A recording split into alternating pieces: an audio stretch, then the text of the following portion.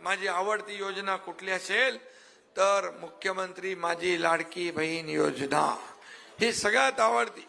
आणि म्हणून ती योजना सुरू होऊ नये म्हणून अनेकांनी प्रयत्न केले, पण तुमचा एकनाथ शिंदे दिलेला शब्द पाळतो.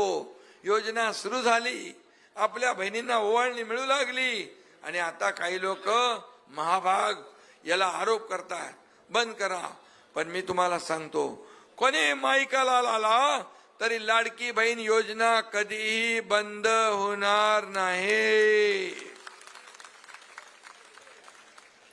कारण तुम्ही चमत्कार विधानसभेत घडवलाय, तुम्ही चमत्कार विधानसभेत घडवलाय, याची जाण आम्हाला आहे. मी देखील एक गरीब सर्वसामान्य कुटुंबातून शेतकरी कुटुंबातून आलोय आणि राज्याचा मुख्यमंत्री झालो. मी पाहिली आहे, माझ्या आईची पत्नीची काटकसर पाहिली आहे, मी गरिबी पाहिली आहे आणि महिना कसा चालवायचा या माझ्या लाडक्या बहिणींसमोर प्रश्न असतो. मी मुख्यमंत्री झाल्यानंतर ठरवलं माझ्या माता भगिनींसाठी आपल्याला काय करता येईल आणि त्याच्यातूनच ही लाडकी बहीण योजना जन्माला आली. याचं मला समाधान आहे, मला समाधान आहे. अनेक लाडक्या बहिणी एकत्र येऊन छोटा मोठा व्यवसाय करतात, आपल्या घराला हातभार लावतात. आता स्वतःच्या स्वाक्षरी स्वतःच्या सहीने त्या पैसे काढायच्या मालक झालेले आहेत, त्यांना आर्थिक स्वातंत्र्य मिळाले. याच्यापेक्षा अभिमान आणि समाधान काय असू शकतं? या लाडक्या बहिणींना फक्त आम्ही या योजनेपुरतं मर्यादित ठेवणार नाही.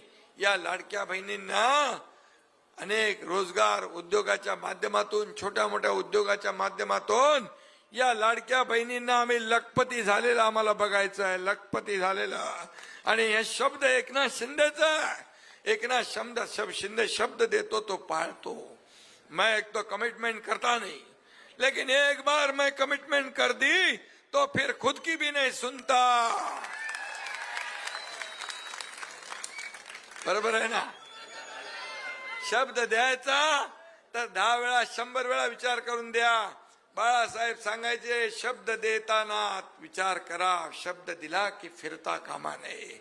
एकदा धनुष्यातून सुटलेला बाण परत येत नाही, तो अचूक लक्षभेदच घेतो. आणि म्हणून एकनाथ शिंदेने अनेक विकासाची कामं केली. लाडकी बहीण योजना केली, लेक लाडकी लखपती योजना केली, एसटी मध्ये 50% सवलत दिली, त्याचबरोबर बचत गटांना ताकद दिली.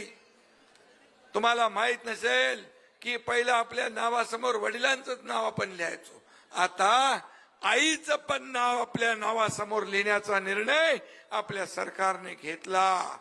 ही देखील मोठी गोष्ट आहे. मातोश्री श्रद्धास्थान आहे, आपली आई ही श्रद्धास्थान आहे.